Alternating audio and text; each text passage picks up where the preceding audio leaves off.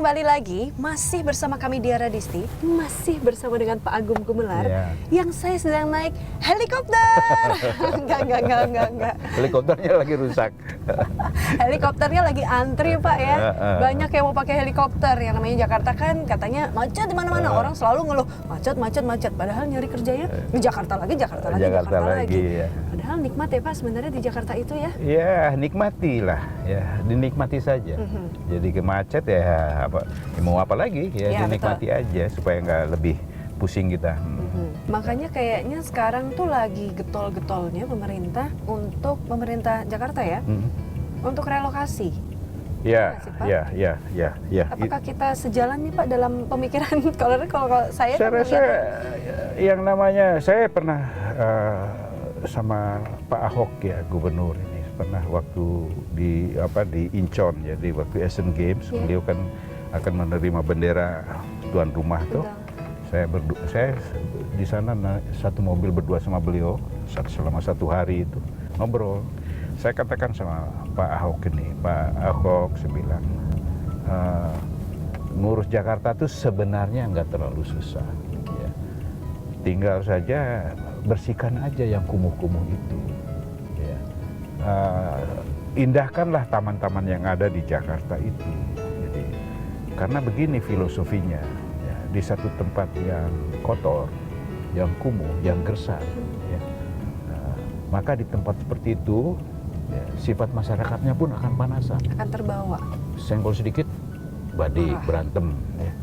Tapi di satu tempat yang bersih, yang sejuk, yang hijau, yang berbunga, yang teduh, ya, tempat seperti itu sifat masyarakatnya pun akan bersahabat. Nah, Pak, Bapak nggak mau ikut-ikutan nyalonin, Pak?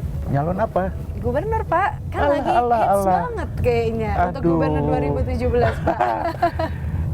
Saya itu sudah milik masa lalu. Ya. Saya ini udah kepala 7. Ya. Saya sudah tidak punya lagi interest ke arah seperti itu. Ya. Baik tingkat nasional apalagi di tingkat udah cukup ya Pak ya, makan asam garam ya Pak. Sudahlah, saya sudah merasa milik masa lalu, masa depan itu milik generasi muda. Jadi saya tidak ada sama sekali interest ke sana. Interest yang tersisa di diri saya adalah mudah-mudahan pemikiran saya ini bermanfaat bagi bangsa dan negara. Itu aja. Ya, jadi interest pribadinya sudah nggak ada deh. Nah, dengan kondisi seperti itu, makanya saya tidak pernah ada rasa takut, rasa segan ya, untuk menyampaikan hal-hal yang saya anggap perlu disampaikan kepada pemerintah, ya kepada presiden, baik kepada gubernur ya.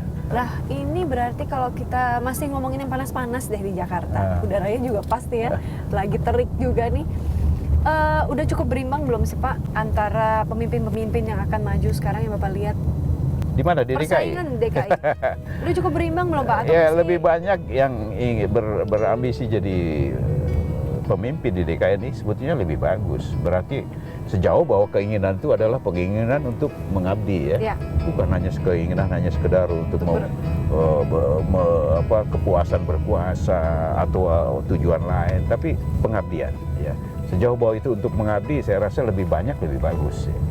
Nah, disinilah mungkin kejelian masyarakat ya dalam menilai itu. Harus hati-hati ya. Ya, karena pilkada atau pilgub ya, ataupun pemilihan umum, ada 3 unsur utama yang menentukan. Unsur utama pertama adalah KPU. Kalau di daerah adalah KPUD ya. Mengapa? Karena pemilu itu dilaksanakan sesuai dengan undang-undang oleh KPU. Jadi KPU-nya harus independen. KPU-nya harus steril dari pengaruh-pengaruh tekanan politik, pengaruh politik ya. Itu pertama KPU yang menentukannya. Unsur kedua yang berperan dalam menentukan suksesnya satu pemilihan adalah partai politik.